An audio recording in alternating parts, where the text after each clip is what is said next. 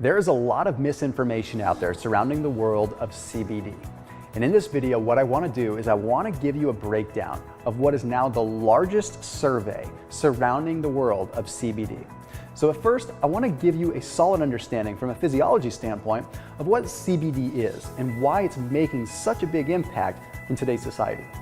So first off, CBD is not psychoactive. It is not the same as THC. It's not even in the same ballpark. You see, CBD acts upon the body in an entirely different way.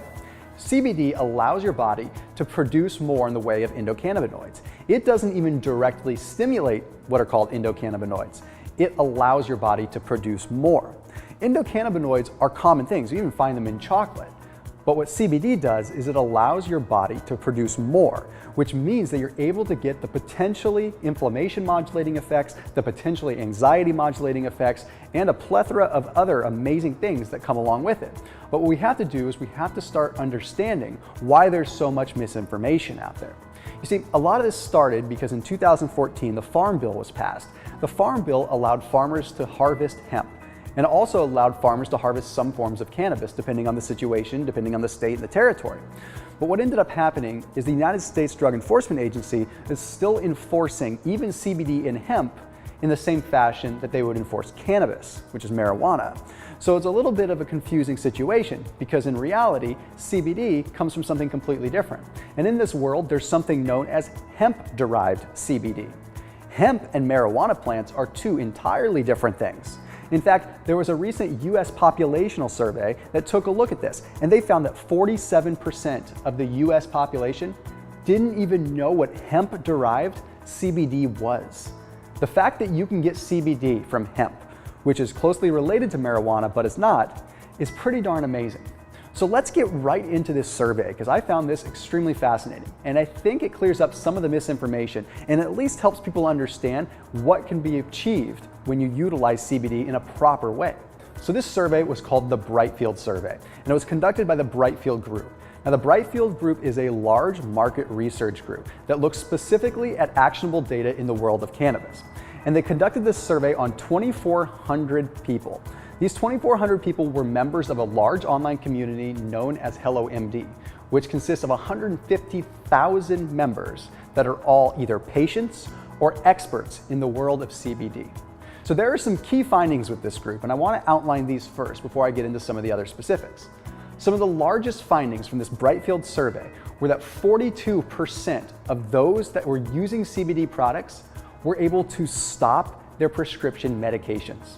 That effective. And 80% of the group that was surveyed found their CBD products to be either effective or very effective at treating their specific conditions. And conditions varied widely, ranging from things like anxiety and depression all the way down to joint pain. So when they looked at this survey, they broke it down into 4 different types of CBD. There was the traditional hemp-derived CBD. Then there was cannabis-derived CBD, which is CBD that's derived from a slightly different plant. Then there was what is called CBD-dominant CBD, which still had 5% of THC. And then there was THC-dominant.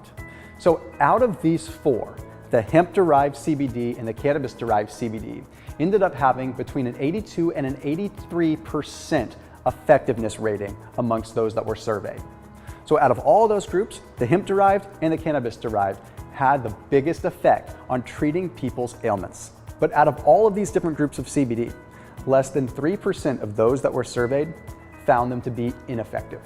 But where things really start to get interesting is when people started comparing their CBD to their over-the-counter medications and their prescription medications. So of those that were surveyed, 66% of them found their CBD products to be more effective than over-the-counter medications for whatever ailment they were looking to heal from. Then 52% of those that were surveyed found their CBD products to be more effective than their prescription medications. This is some really profound stuff.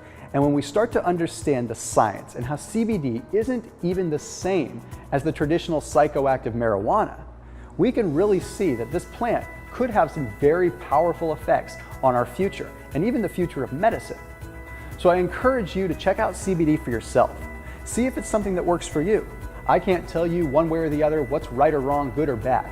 But what I can do is lay out the information, lay out the data, and lay out the research. And I think we're going to find over the next few years that the research starts to come through and show us that there are some natural ways to take back control of our health, get control of our ailments, and ultimately be the happiest versions of ourselves that we can possibly be.